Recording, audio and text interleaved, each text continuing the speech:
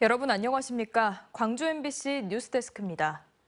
기아 타이거즈가 한국 시리즈 3차전을 삼성 라이온즈에 내주며 시리즈 전적 2승 1패를 기록했습니다.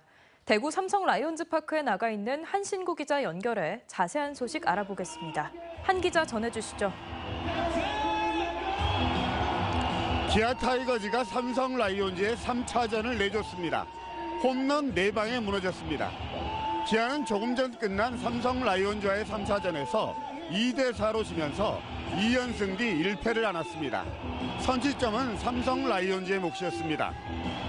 삼성은 0대0으로 팽팽히 맞선 3회 말 이성규 선수의 좌측 담장을 넘어가는 1점 홈런으로 기선을 잡았고 5회에도 김영웅 선수의 우측 담장을 넘어가는 1점 홈런으로 2대0으로 앞서갔습니다. 기아의 반격은 6회 시작됐습니다. 박찬호가 안타로 출루한 2사 2루기에서 한국 시리즈 야수 최고령 출전 기록을 세운 최용우의 적시타로 한 점을 달아붙었습니다. 그러나 거기까지였습니다.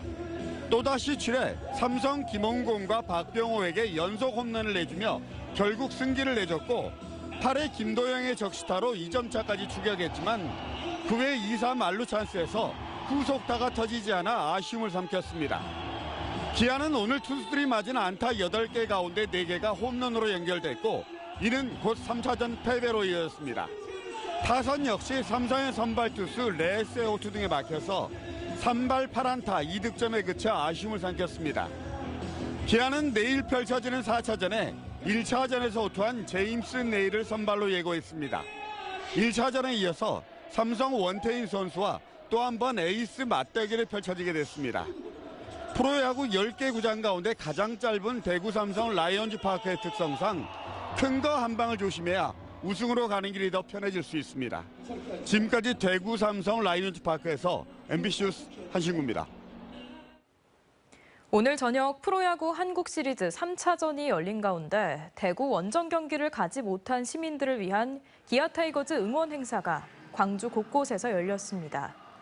기아 타이거즈는 기아 챔피언스 필드에서 대형 전광판을 통해 경기를 생중계하며 응원전을 펼쳤고 광주 관광공사도 김대중 컨벤션 센터 광장에서, 광주 동구는 충장 22 열린 광장에서 시민들과 함께 뜨거운 응원전을 펼쳤습니다. 인공지능과 함께 다양한 교육 프로그램이 학교에 도입되면서 전통적인 교실의 풍경이 바뀌고 있습니다. 칠판에 판서하는 선생님의 모습은 사라지고 학생들은 노트북과 태블릿 PC로 공부를 하는 교실의 모습을 이재원 기자가 소개합니다. 중학교 1학년 과학 시간. 학생들이 각자 노트북을 이용해 학습 프로그램에 접속하자 자연스럽게 출석 체크가 이뤄집니다. 뒤이어 관심을 유도하는 문제가 나타나자 전자칠판에는 정답과 함께 정답자의 숫자가 바로바로 표시됩니다.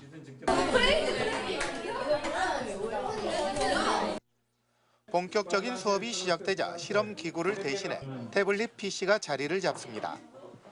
그리고 빨간색과 파란색, 녹색이 합쳐지도록 태블릿 PC를 조작하자 가운데에 하얀색이 선명하게 드러납니다. 빛의 삼원색과 혼합의 원리에 대한 수업인데 학생들의 이해도를 평가하는 문제풀이도 현장에서 바로 진행됩니다. 영상 보고 할 때는 그냥 외우게 되는데 태블릿으로 하면은 내가 직접 확인을 하니까 더 기억에 잘 남는 것 같아요. 패들릿으로 해보니까 집중도 잘 되고 흥미로웠던 것 같아요. 이처럼 스마트 기기와 인공지능을 활용한 수업 방식은 전통적인 교실의 풍경을 바꿔놓고 있습니다. 판서와 PPT를 대신한 AI 프로그램은 과학뿐만 아니라 수학과 영어를 넘어서 미술과 메이크업 수업 등으로 영역을 확장해가고 있습니다. 수업에 스마트 기기를 사용해서 활용을 하게 되면 흥미를 갖게 되고 그 흥미를 통해서 게임보다는 스마트 기기를 이런 식으로 활용할 수 있는구나. 아직은 일부 학교에서 진행되고 있는 시범 사업이지만 교육 당국은 데이터에 주목하고 있습니다. 수업 시간마다 쌓이는 수많은 데이터를 인공지능으로 분석해 수준별 교육 프로그램으로 가공하고 이를 다시 교육 현장에 투입할 수 있는 가능성이 무한히 열려 있기 때문입니다. 많은 데이터들이 그냥 이렇게 버려지는 것이 아니라 아까 우리 이러한 데이터들이 쌓이고 나면 학생들이 좀 개별화된 어떤 학습 그리고 좀 더 나아가서는 우리 아이들의 진로에까지 도움을 줄 수 있는 방향으로 고민을 좀 하고 있습니다. 산업 현장을 넘어서 교육 현장으로 발을 넓히고 있는 인공지능. 칠판에 글씨를 쓰는 선생님의 모습이 아련한 추억으로 남을 날도 멀지 않았습니다. MBC 뉴스 이재환입니다.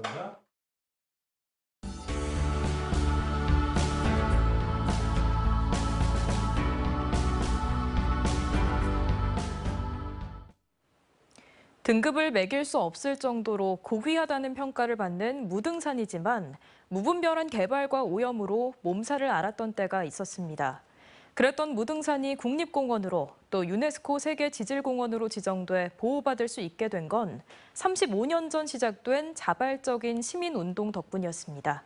광주 MBC 창사 60주년 연속기획 나와 광주 MBC. 오늘은 별난 무등산 사랑을 실천하고 있는 이들을 주현정 기자가 만나봤습니다. 1980, 90년대만 하더라도 무등산은 고기 굽는 냄새가 자욱했던 하루 30톤 이상의 쓰레기가 쏟아지던 상처 많은 산이었습니다.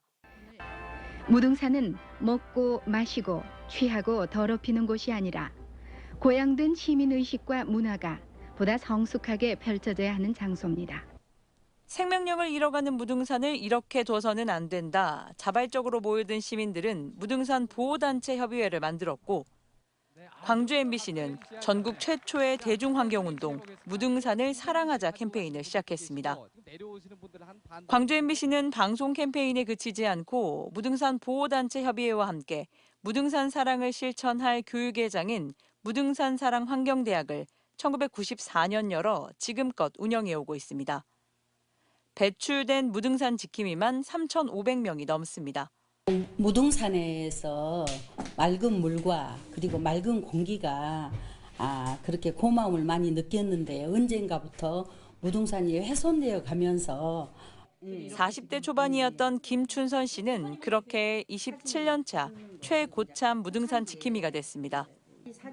불판 안 가지고 오기, 쓰레기 되가져가기, 땅 기증하기, 또 땅 한 평 사기 등 무등산을 지키는 일이라면 무엇이든 앞장섰습니다. 우리가 오손도손 이렇게 가족끼리 와서 노는데 방해를 하느냐. 환경 파수꾼이 뭐야? 꼭 그렇게 강렬하게 운동만 하는 것이 환경 운동이에요 하고 저항하는 사람들도 있었죠. 2013년도에 21번째 국립공원으로 승격되는 그런 쾌거를. 하늘과 맞닿은 세계 유일의 주상절리.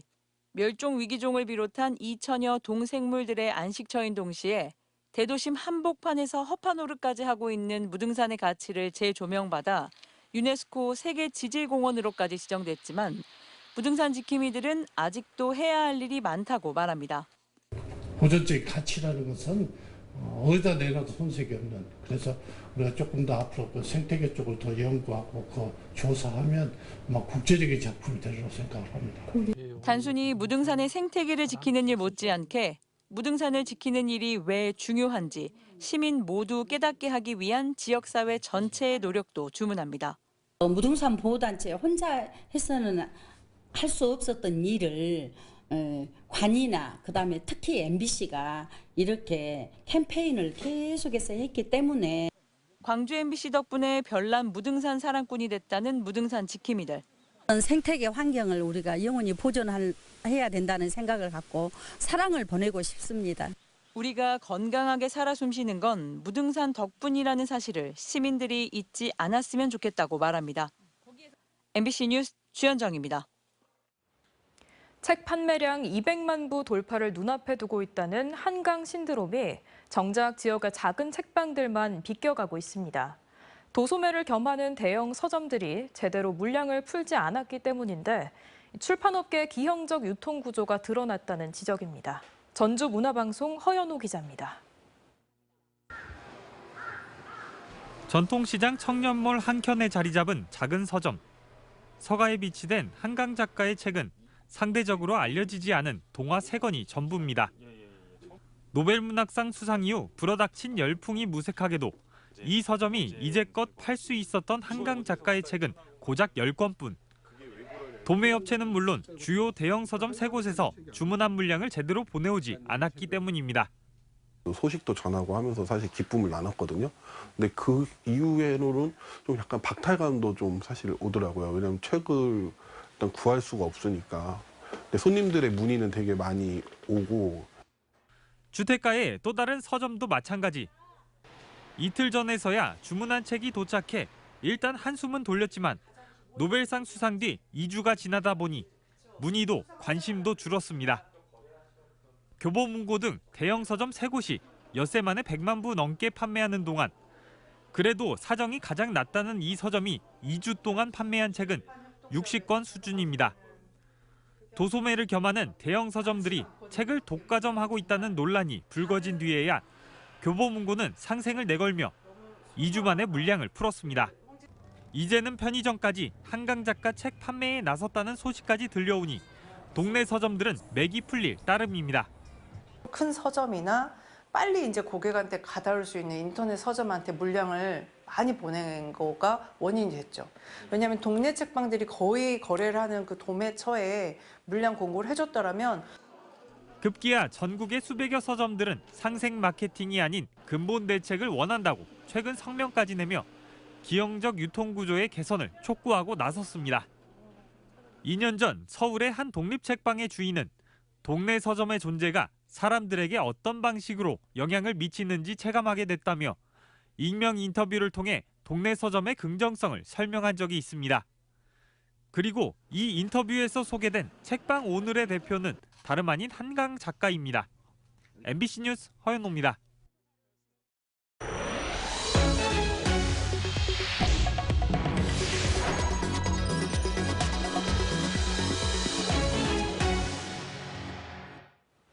공무원의 뇌물수수 혐의를 수사하고 있는 검찰이 광주 광산구청을 압수수색했습니다. 광주지검 반부패 강력수사부는 광주 광산구 도산동의 한 민간 임대 아파트의 분양 전환 과정에서 담당 공무원의 뇌물수수 정황을 포착해 해당 부서에 대해 강제 수사에 나선 걸로 전해졌습니다. 지난 2016년 12월 준공한 민간 임대 아파트는 지난 2022년 말 분양 아파트로 전환됐습니다. 언제 어디서나 내 손 안의 뉴스. 광주 MBC 뉴스 유튜브 구독으로 함께하세요.